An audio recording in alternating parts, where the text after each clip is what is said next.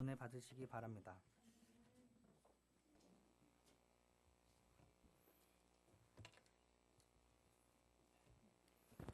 안녕하십니까? 항상 사회자가 맨 끝에 하는 말이 제 소원입니다. 은혜 많이 받으시기 바랍니다. 이 시간 함께 볼 말씀은 요한복음 2장 1절로 22절 말씀입니다. 물을 포도주로라는 제목으로 함께 말씀의 은혜를 나누도록 하겠습니다.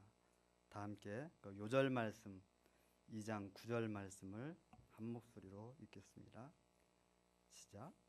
열장은 물로 된 포도주를 맛보고 어디서 났는지 알지 못하되 물떠온 하인들은 알더라. 예. 신앙생활을 좀 오래 하신 분들은 오늘 본문의 말씀을 여러 번 들었고 또 잘 알고 있는 내용입니다.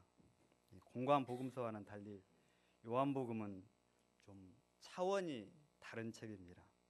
사도 요한이 맨 나중에 기록한 복음서이기 때문에 다른 책과는 달리 아주 굉장한 깊이가 있습니다. 제가 질문 하나 하겠습니다. 여러분, 요한복음의 대주제가 무엇일까요? 예. 요한복음 공부하면서 그거 하나는 우리가 분명히 알고 가야 될 것 같습니다. 예수님이 누구신가입니다. 이 주제는 우리에게 있어서 너무나도 중요한 것입니다. 예수님을 어떤 분으로 아느냐에 따라서 천국과 지옥이 결정되기 때문입니다.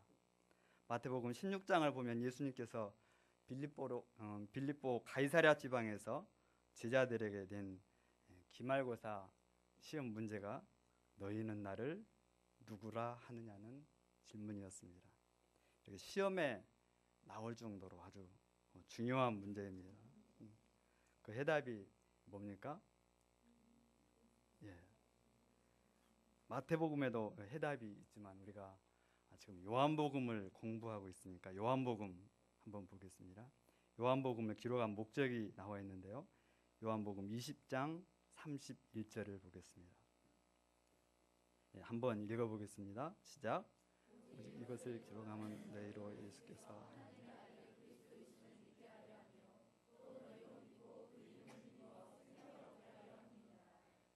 하나님의 아들 그리스도이심을 믿게 하려 함이라고 그랬습니다. 특별히 요한복음에는 7가지 표적이 나옵니다.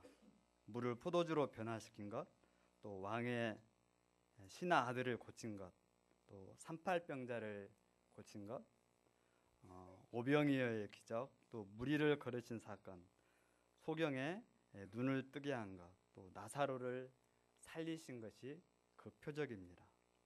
표적을 헬라어로 보면은 세메이온이라고 합니다. 이것의 의미는 예고하다 또는 미리 지시하다라는 말입니다. 기적하고 표적은 좀 차이가 있습니다. 기적은 단순히 상식을 벗어난 어떤 놀라운 일을 우리가 기적이라고 이야기를 하고, 그러나 표적은 이렇게 단순히 놀라는 그 정도가 아니라 그 기적 안에 어떤 의도나 목적이 포함되어 있는 것을 말합니다. 7가지 표적은 모두 다 예수님이 어떤 분이시고 또 왜 이 땅에 오셨고 어디를 향해서 가시는가를 말씀해 주고 있습니다. 오늘 말씀이 그 첫 번째 표적인데요. 하나님께서 이 표적을 통해서 예수님이 어떤 분이신지 깨닫게 해주시기를 기도합니다. 첫 번째 표적 1절부터 12절까지 말씀입니다. 갈릴리 가나라는 조그만한 마을에 결혼식이 있었습니다. 예수님과 그 제자들도 결혼식에 초청을 받아서 참석을 하게 됐습니다. 예수님의 어머니도 거기 계신 것을 보면 먼 친척 중에 한 사람이 아닌가 그렇게 생각을 합니다. 유대 결혼 풍속은 우리하고는 조금 다릅니다. 먼저 신랑 신부는 결혼하기 전에 약혼식을 합니다. 이건 똑같죠. 결혼식을 하고 약 1년 동안을 결혼을 준비하는 기간으로 지냅니다. 그 결혼식 날 신랑은 부모, 친척, 친구를 대동하고 신부의 집에 가서 이제 신부를 데려옵니다. 이때 신랑의 집에서 큰 잔치를 하는데 일주일 동안을 합니다. 하루 이틀도 아니고 일주일 동안 잔치를 합니다. 신랑 집에 기둥뿌리가 좀 흔들리겠죠. 우리나라가 아니라서 참 다행입니다. 한국에서 이렇게 결혼식 하면 아마 안 하겠다고 하는 그런 신랑들이 많이 있을 것 같습니다. 오늘 본문은 신랑 집에서 잔치하는 그런 장면입니다. 잔치를 총괄하는 연회장도 있고 또 하인들도 있는 것을 보면 그래도 뭔가 좀 있는 또 사회적 지위가 있는 그런 사람의 결혼식 같습니다. 일주일을 섬겨야 되는데 얼마나 많은 음식을 또 장만하고 또 포도주를 준비를 했을까요? 그런데 무슨 일이 발생을 했습니까? 3절 말씀을 보겠습니다. 포도주가 떨어진지라. 뭐 이런 경우는 극히 드문 일입니다. 결혼식을 준비하는 그 혼주는 결혼식에 누가 참석할지를 미리 다 파악을 하고 있습니다. 유대 풍습은 결혼식이 있다고 해서 아무나 다 오는 것이 아니고 또 초청받은 그 사람들만 올 수가 있습니다. 그래야 이제 혼주가 그에 맞게 음식을 준비할 수 있기 때문입니다. 하지만 장례식은 그렇지 않습니다. 누구든지 와서 슬픔을 함께 나눌 수 있고 또 위로를 해 줄 수가 있습니다. 아마도 이 혼주는 넉넉하게 포도주를 준비했을 것입니다. 그런데도 이 포도주가 바닥이 나고 말았습니다. 여러분, 성경에서 포도주는 풍성함과 기쁨의 상징입니다. 그런데 이 결혼식에서 이런 기쁨과 풍성함이 바닥이 나고 만 것입니다. 잔치를 베푸는 혼주 입장에서 보면 참 너무 당황스럽고 난처한 그런 일이 아닐 수가 없습니다. 제가 알고 있는 지인 중에 이런 분이 있습니다. 시골에서 무슨 행사가 있어서 잔치를 하면 이분은 술을 참 좋아해서 많이 드셨어요. 한번 술을 드시면 반주로 이렇게 살짝 드시는 것이 아니고 취할 때까지 마셔야만 자리에서 일어나시는 그런 분입니다. 그런데 잔치집에서 술을 좀 부족하게 드시고 집에 돌아오신 적이 있습니다. 돌아오셔서 하시는 말씀이 잔치집에 갔더니 먹을 것이 하나도 없다고 그렇게 불평을 했습니다. 뭐 그렇게 많은 음식을 차려놨는데도 먹을 것이 없다는 것이 좀 이상하지 않습니까? 그분의 말은 술에 취할 때까지 대접을 못 받았다는 것입니다. 술에 취해야 기쁨이 있고 풍성함이 있는데 그것을 바로 누리지 못한 것입니다. 그 지인이 누구냐면 우리 아버지입니다. 우리 아버지라고 그러니까 하늘에 계신 우리 아버지라고 그렇게 생각하시는 분들이 있는데 육신의 아버지, 내 아버지입니다. 아마도 가나의 혼인잔치에 우리 아버지 같은 분이 계셨던 것 같습니다. 술을 마셔도 배부를 때까지 마셨기 때문에 포도주가 바닥이 난 것입니다. 포도주가 떨어진 것을 안 마리아는 저들에게 포도주가 없다고 예수님께 이야기를 했습니다. 포도주가 떨어졌으면 연회장이나 혼주한테 가서 알려야 되는 것이 당연한 것입니다. 그런데 마리아는 지금 예수님께 부탁을 하고 있습니다. 그 이유가 뭘까요? 저도 잘 모릅니다. 다만 우리가 추측을 해볼 수 있는 것은 마리아가 성령으로 예수님을 잉태할 때 천사의 말을 기억했을 거라는 말입니다. 아니면 예수님이 이제 공생애를 시작하면서 제자들도 모으고 그러니까 메시아로서 이런 문제를 능히 해결할 수 있다고 그렇게 생각을 했는지도 모르겠습니다. 그런데 예수님의 대답이 무엇입니까? 예, 어머니 이런 것은 문제 없어요. 그것을 즉시 제가 해결을 하겠습니다. 라고 대답을 했습니까? 4절 말씀을 한번 읽어보겠습니다. 4절 시작.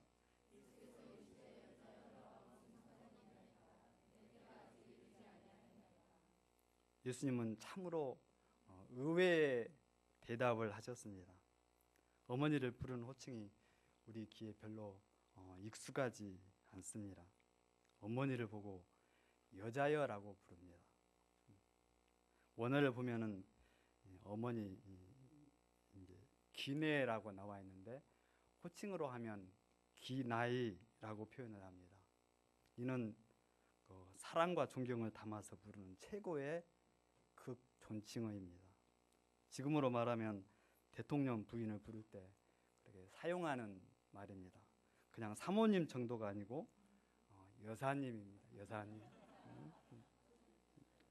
예수님의 대답은 뭐냐면 어머니 포도주가 떨어진 것이 제가 책임질 일입니까? 지금은 나의 때가 아닙니다. 라는 그런 말입니다. 어머니의 요청을 예수님은 거절한 것입니다. 예수님은 지금까지 마리아의 아들로서 30년을 살아왔습니다. 하지만 이제 메시아로서 공생애를 시작하실 때가 되었습니다. 예수님의 공생애는 철저하게 하나님의 시간표에 따라서 움직이셔야 됩니다. 하나님의 아들로서 능력이 있다고 마음대로 기적을 행하는 것이 아닙니다. 예수님의 그런 거절에도 불구하고 마리아는 불평도 하지 않고 낙심도 하지 않았습니다. 말씀을 있는 그대로 영접을 했습니다. 아직 예수님의 때가 아니구나. 그렇다고 또 포기한 것도 아니었습니다. 믿음이란 것은 이처럼 하나님의 때와 방법은 잘 알지 못하지만 전적으로 주님께 맡기는 것입니다. 맡기고 감사함으로 기다리는 것입니다. 마리아의 믿음은 곧 행동으로 나타나게 됩니다. 5절 말씀을 보겠습니다. 그곳에 있던 하인들에게 예수님이 무슨 말씀을 하시든지 그대로 순종하도록 당부하고 있습니다. 그리고 아마 약간의 시간이 흘렀는지 모르겠습니다. 하나님께서 영광을 받으실 때가 된 것입니다. 그곳에 보니까 돌 항아리 6이 놓여 있었습니다. 이는 유대인들의 손발을 씻기 위해서 놔둔 물통입니다. 예수님은 하인들에게 항아리에 물을 채우라고 말씀을 하셨습니다. 하인들은 영문도 모르지만 예수님께서 시키는 대로 순종을 했습니다. 물을 아기까지 채웠습니다. 이제는 연회장에게 떠서 갖다 주라고 예수님이 말씀하십니다. 방금 하인들이 물을 항아리에 부은 것을 아는데 포도주 대신에 그 물을 갖다 주라고 예수님께서 말씀하십니다. 모르면 괜찮은데 알면 이성적으로 순종하기가 힘이 듭니다. 갖다 줘야 될지 말아야 될지 하인들도 아마 순간적으로 그렇게 갈등을 했을 것입니다. 그런데도 하인들은 끝까지 순종을 하고 있습니다. 9절 10절 말씀을 보겠습니다. 연회장은 물로 된 포도주를 맛보고 처음 나온 포도주보다 훨씬 질 좋은 포도주를 두었다고 신랑을 불러서 칭찬을 했습니다. 항아리의 물이 뭘로 변화가 되었습니까? 포도주로 변화가 된 것입니다. 예수님은 가나의 결혼식에서 이처럼 맨 첫 표적을 행하셨습니다. 이 처음 표적을 보고 제자들이 예수님을 메시아로 믿게 되었습니다. 재미있는 이야기죠. 그렇다면 왜 예수님께서 결혼식에서 처음 표적을 행하셨을까? 물을 포도주로 만드신 그 궁극적인 의도는 과연 무엇일까요? 우리가 이것을 한번 생각을 해봐야 됩니다. 다시 3절 말씀을 보겠습니다. 포도주가 떨어졌다고 했습니다. 포도주가 떨어졌다는 것은 기쁨과 풍성함이 사라진 인간 실존의 모습을 이야기하는 것입니다. 하나님께서 첫사람 아담과 하와를 만드시고 에덴 동산에 두셨습니다. 에덴 동산은 모든 것이 풍성하고 부족한 것이 조금도 없는 곳이었습니다. 에덴이라는 그 말 자체가 기쁨이라는 뜻입니다. 하나님과 교제가 있어서 기쁘고 즐겁습니다. 생명나무와 선악을 알게 하는 나무를 비롯해서 온갖 풍성함으로 그곳은 가득 찬 곳이었습니다. 그곳은 신랑 신부의 기쁨과 행복이 있는 곳이었습니다. 그런데 아담이 범죄함으로 인해서 하나님과 관계성이 깨어지게 되었습니다. 그래서 범죄한 인간은 에덴에서 쫓겨난 것입니다. 모든 기쁨과 풍성함이 있는 낙원을 다 상실하게 된 것입니다. 하나님을 떠난 인간에게 찾아온 것이 무엇입니까? 죽음과 고통과 슬픔과 질병과 절망이었습니다. 타락한 인간들은 이 에덴을 만회해보고자 온갖 몸부림을 쳤습니다. 여러 종교를 만들고 철학을 만들었습니다. 그런데도 되지 않았습니다. 아무리 많은 부를 누리고 쌓아도 그런 에덴의 참 만족과 기쁨과 풍성함이 없었습니다. 예수님이 이 땅에 오시기 4,000년 동안 그 문제는 해결이 되지 않았습니다. 그런데 하나님께서 정하신 때가 있었습니다. 4절 말씀을 보겠습니다. 예수께서 이르시되 여자여 나와 무슨 상관이 있나이까? 내 때가 아직 이르지 아니하였나이다. 여기서 중요한 단어가 나오는데요. 그것은 내 때라는 말입니다. 제가 요한복음에서 이 때와 관련된 단어를 찾아봤는데 무려 13번이나 나옵니다. 제가 찾은 것이기 때문에 뭐 틀릴 수도 있지만 보니까 13번 나옵니다. 요한복음 7장 6절, 8절, 30절, 8장 56절, 9장 4절 쭉 해서 13번 나옵니다. 그런데 놀랍게도 이때는 바로 예수님의 십자가와 부활에 연결이 되어 있습니다. 우리 인간이 범죄함으로 인해서 상실한 기쁨과 풍성함을 하나님께서 어떻게 회복을 해 주실까요? 하나님의 아들 예수님이 이 땅에 오심으로 회복이 시작이 된 것입니다. 포도주가 모자란 결혼잔치에 예수님이 오신 것과 같습니다. 예수님은 이 땅에 오셔서 기적을 행하심으로 인기를 누리고 빵 문제를 해결하시고 세상의 왕이 되기 위해서 오신 것이 아닙니다. 예수님은 십자가에 죽기 위해서 오셨습니다. 하나님의 때를 십자가 위에서 기어코 행하심으로 성취하셔서 우리에게 풍성한 복을 경험케 하시기 위해서 예수님께서 이 땅에 오셨습니다. 물론 완전한 회복은 예수님의 재림의 때에 이루어질 것입니다. 성경 말씀을 두 군데 더 찾아보겠습니다. 마태복음 20장 28절. 인자가 온 것은 섬김을 받으려 함이 아니라 도리어 섬기려 하고 자기 목숨을 많은 사람의 대속물로 주려 함이니라. 또 요한복음 10장 10절. 내가 온 것은 양으로 생명을 얻게 하고 더 풍성히 얻게 하려는 것이라. 여기서 풍성히 얻게 한다는 것은 원어를 보면 페리소스라고 나와 있습니다. 이 의미는 물이 차고 흘러 넘치는, 계속해서 더해지고 더해지는 그 상태를 풍성함이라고 표현을 하고 있습니다. 하나님은 우리 안에서 기쁨도 사랑도 은혜도 생명도 풍성하기를 원하시는 분입니다. 여러분, 우리가 예수님을 믿는다는 것이 그래서 기쁨이고 즐거움이 되는 것입니다. 예수님이 첫 번째 표적을 혼인잔치집에서 행한 것은 우리의 삶이 그렇게 풍성함과 기쁨의 축제가 되기를 원하신다는 그런 의미가 담겨져 있는 것입니다. 그리고 또 한 가지 물이 포도주로 변화된 것은 본질적인 변화를 말합니다. 예수님의 십자가 사건은 우리의 삶을 본질적으로 변화시킬 수 있는 능력이 있습니다. 우리 삶에 새 포도주 대신 예수님이 들어오면 텅 빈 삶이 풍성함으로 채워지게 됩니다. 세리 마태의 삶이 그랬습니다. 또 수치스러운 삶이 칭찬받는 삶으로 변화가 됩니다. 사마리아 여인이 그랬습니다. 슬픔의 삶이 기쁨의 삶으로 변화가 됩니다. 죽은 나사로의 부활을 목격한 마리아와 마르다의 삶이 그랬습니다. 한 번만 변화되고 만 것이 아니고 지속적으로 주님께서 주시는 풍성함과 기쁨이 우리 안에 있게 됩니다. 10절 말씀이 바로 그 이야기입니다. 세상의 것들은 처음에 좋았다가 나중에는 쓸모없게 되지만 예수님 안에서는 갈수록 새로워지고 변화가 되고 가치가 높아지게 되는 것입니다. 마치 나중 포도주가 처음 포도주보다 더 나은 것과 같습니다. 한 노예상이 있었습니다.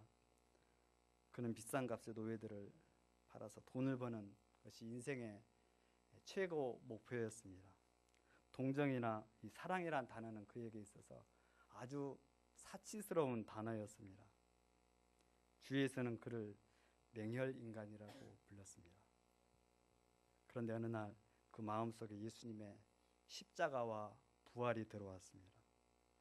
그는 제약된 삶을 정리하고 신학을 해서 목사가 되었습니다. 그는 평생 동안 권위의 상징인 목사의 예복을 입지 않았습니다. 항상 노예복을 입고 예배를 인도했습니다. 그는 왜 노예복을 입는가? 라는 질문에 이렇게 대답을 합니다. 죄의 노예였던 나를 구해주신 하나님의 은혜가 너무 고맙기 때문입니다.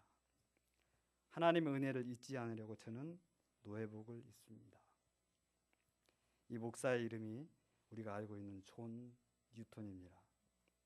전 세계 기독교인들이 가장 많이 부르는 찬송가 305장 나 같은 죄인 살리신 이 곡을 지은 목사입니다. 냉혈인간인 그가 십자가의 사랑으로 하나님의 사랑을 전하는 본질적 변화를 갖게 된 것입니다. 이처럼 의미 없는 인생에 십자가의 죽음과 부활이 심겨질 때 포도주와 같이 아름다운 인생으로 변화가 되는 것입니다. 예수님은 창조주 하나님이시기 때문에 우리의 삶을 근본적으로 변화시킬 수 있는 분입니다. 혹 우리 중에 기쁨과 풍성함을 잃어버리고 결핍과 공궁의 삶을 살아가는 분이 있는지 모르겠습니다. 우리 주님과의 관계를 점검하시기를 바랍니다. 우리 주변에는 아직도 이 풍성한 새 포도주와 같은 예수님의 소식을 듣지 못한 자들이 많이 있습니다. 그들이 진정 원하는 것이 과연 무엇이겠습니까? 기쁨과 풍성한 삶을 사는 것입니다. 그들은 본질적인 변화를 원합니다. 그런데 아직 예수님을 알지 못합니다. 그래서 여전히 포도주가 모자라는 인생과 같은 그런 삶을 살아가고 있습니다. 그렇다면 우리가 해야 될 일이 무엇입니까? 예수님께서 하인들에게 말씀하셨습니다. 항아리에 물을 채우라. 그리고 이제는 떠서 연회장에게 갖다 주라. 우리 안에 새 포도주 대신 예수님이 계십니다. 우리는 본문의 하인들처럼 새 포도주의 비밀을 알고 있는 사람들입니다. 그렇다면 연회장이나 손님들은 누구이겠습니까? 예수님을 알지 못하는 우리의 이웃들입니다. 캠퍼스 영혼들입니다. 우리는 새 포도주를 그들에게 갖다 줘야 됩니다. 맛보게 하는 것으로 끝나는 것이 아니고 새 포도주의 비밀을 그들도 알도록 우리는 도와야 됩니다. 그래야 그들도 풍성한 또 기쁨이 넘치는 삶을 살아갈 수 있습니다. 우리가 마리아의 믿음과 하인들의 순종을 배울 수 있기를 기도합니다. 파트 2 성전이신 예수님. 때는 6월절이 가까운 때였습니다. 6월절을 준비하는 이 기간은 도시 전체가 완전 큰 축제 분위기였습니다. 예루살렘에 사는 사람들뿐만 아니라 주위에 흩어져 있던 모든 유대인들이 6월절을 지키기 위해서 이 예루살렘 성전으로 모여듭니다. 예수님도 이제 유대인이기 때문에 제자들과 함께 예루살렘 성전으로 들어가셨습니다.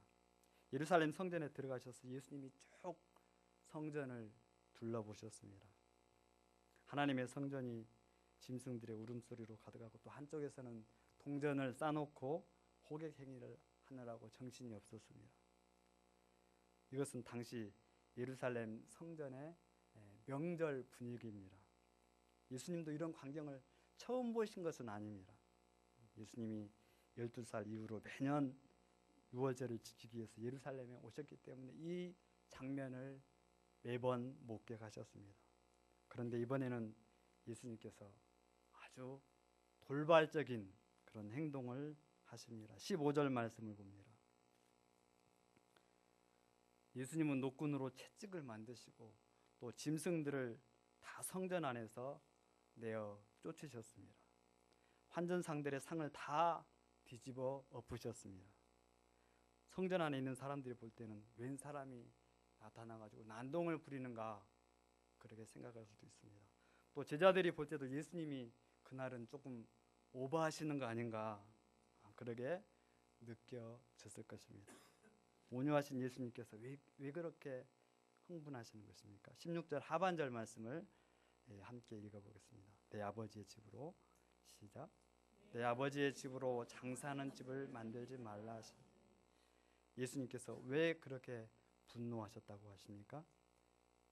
이 성전은 바로 아버지의 집이기 때문입니다. 아버지의 집에 사람들이 몰려와서 장사를 하기 때문에 예수님께서 분노하신 것입니다. 여러분, 성전이 어떤 곳입니까? 하나님께 나와서 죄를 고백하고 또 죄사함을 얻고 하나님의 백성으로서 그분과 올바른 관계를 맺는 곳이 성전입니다. 기도하는 곳이 성전입니다. 그런데 그런 성전의 기능은 온데간데없고 시장통으로 만들어 놔버렸습니다. 여러분, 성전이 성전으로서 기능을 상실하면 하나님은 무섭게 진노하시는 분입니다. 예수님이 성전에서 보신 것이 과연 무엇입니까? 예수님의 눈에 보이는 것은 외적인 상거래만 보신 것이 아니었습니다. 그 배후에 성전을 이용해서 온갖 탐욕과 불의를 일삼는 종교 지도자들의 썩은 모습을 보신 것입니다. 종교 지도자들은 먼 곳에서 오는 순례자들이 양이나 소 같은 재물을 가지고 오는데 많은 어려움이 있다는 것을 잘 알았습니다. 그래서 제사에 필요한 것들을 구할 수 있도록 합법적인 상행위를 성전 안에서 허락을 했습니다. 그래서 성전 안에서 짐승들을 매매할 수 있게 되었습니다. 그런데 그 상행위 안에 온갖 종교 지도자들의 더러운 욕심이 포함되어 있었습니다. 그 한 예를 보면 제물을 성전에 바치기 위해서는 성전 당국에서 임명한 검사관이 나옵니다. 이들이 검사하는 것은 성전에 바쳐질 제물이 합당한가 합당하지 않는가를 보는 것입니다. 제물에 상처가 있다든지 또 흠이 있으면 그 짐승을 하나님 앞에 제물로 드릴 수가 없습니다. 그런데 이 검사관들이 아무런 하자가 없는 짐승임에도 불구하고 성전 안에서 매매한 것이 아니라는 것을 흠을 잡아서 제물을 받아주지 않았습니다. 그렇게 되면 다시 이 성전에서 제물을 아주 비싸게 구입을 해야 했습니다. 또 환전상도 마찬가지였습니다.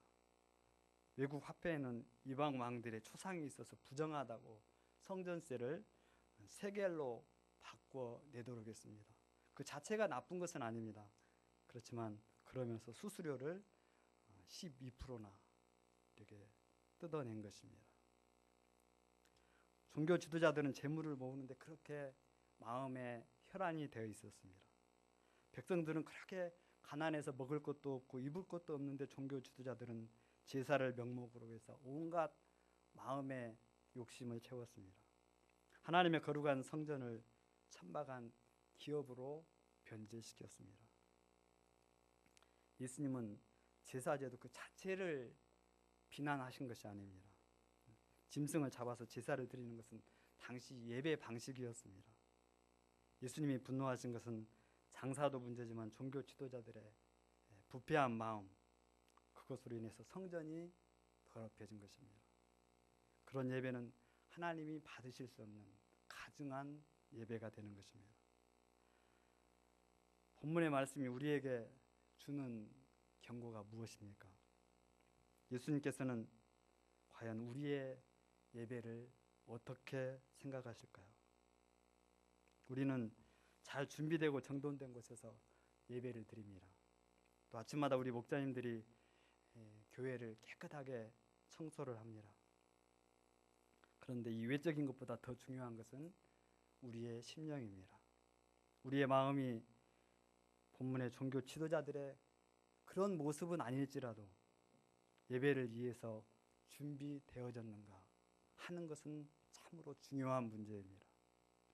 하나님이 앞에 예배드리기 나오면서도 순전하고 진실된 마음을 가지고 오지 않기 쉽습니다. 이것은 하나님을 만나는 거룩한 장소입니다. 하나님과 교제하는 장소입니다. 우리에게 예배를 사모하는 마음이 있는가 되돌아보기를 원합니다. 예수님이 성전 안에서 그렇게 행동하신 것은 성전을 정화하고 또 성전의 본래 목적을 회복하는 것이었습니다. 이제 짐승들이 성전 밖으로 다 쫓겨나갔습니다. 또 환전상들도 다 떠났습니다. 그렇다면 성전의 본래 기능이 이제 완전하게 회복이 된 것입니까? 예수님은 여기서 한 단계 더 나아가십니다. 예수님께서 짐승들을 다 몰아내신 것은 바로 예수님의 죽으심과 연결이 되어 있습니다. 그것이 바로 하나님의 계획입니다. 이제 짐승의 피로 제사를 드리는 시대는 그쳐지게 되었고 대신 예수님이 어린 양으로서 성전에 드려지는 것을 말합니다. 이제 예수님을 통해서 새 시대가 도래하게 된 것입니다. 그래서 세례 요한이 이 예수님을 보고 하나님의 어린 양이라고 증언을 하고 있습니다. 예수님의 이런 행동을 종교 지도자들이 지켜보고 있었습니다. 그런데도 섣불리 예수님께 간섭을 하지 않았습니다. 왜냐하면 그들의 마음에 찔림이 있기 때문입니다. 예수님을 보니까 선지자 같거든요. 선지자가 아니면 감히 이런 성전에서 이런 행동을 할 사람이 없다는 것을 종교 지도자들도 알고 있었습니다. 그래서 혹 그분이 선지자이면 표적을 보여달라고 말합니다. 진짜 선지자인지 아니면 가짜 선지자인지 표적을 보고 자신들이 판단을 하겠다는 말입니다. 이것이 바로 종교 지도자들의 위선입니다. 세례 요한도 이미 예수님에 대해서 선포를 했습니다. 예수님 자신도 성전을 내 아버지의 집이라고 이미 말씀하셨습니다. 그런데 종교 지도자들은 그것을 인정하기가 싫은 것입니다. 왜 그렇습니까? 그들의 마음이 진리가 아닌 재물에 대한 탐심으로 가득 차 있기 때문입니다. 이렇게 재물에 대한 탐심으로 가득 차 있을 때 진리가 보이지 않습니다. 그들의 요구대로 예수님은 표적에 대해서 말씀해 주셨습니다. 19절 말씀 함께 읽어봅니다. 19절 시작.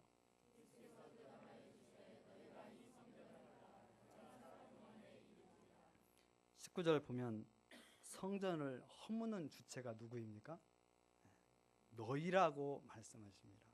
유대인들이라는 말입니다. 또 일으키는 주체는 내가라는 말, 바로 예수님입니다. 말씀대로 예수님은 유대인들에 의해서 십자가에서 죽임을 당하셨습니다. 그리고 사흘 만에 다시 살아나셨습니다. 예수님 자신이 참 표적이 되신다는 말씀입니다. 예수님은 예루살렘 성전이 아닌 자신의 몸에 대해서 말씀하고 계십니다. 예수님이 부활하심으로 인해서 새 성전이 되셨습니다. 오늘날 우리 주님의 성전은 예수님을 구주로 알고 영접한 사람들의 모임입니다. 우리가 교회의 머리 되신 예수님을 알고 정결한 삶을 살 수 있기를 기도합니다. 말씀의 결론입니다. 예수님은 가나 혼인잔치에서 첫 표적을 행하심으로 새 포도주가 되심을 선포하셨습니다.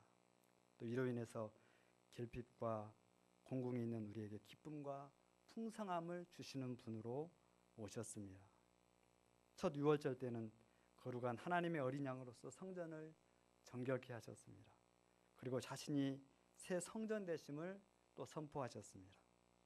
우리가 예수님을 믿음으로 인해서 새 시대, 새 역사 속으로 우리는 들어오게 된 것입니다.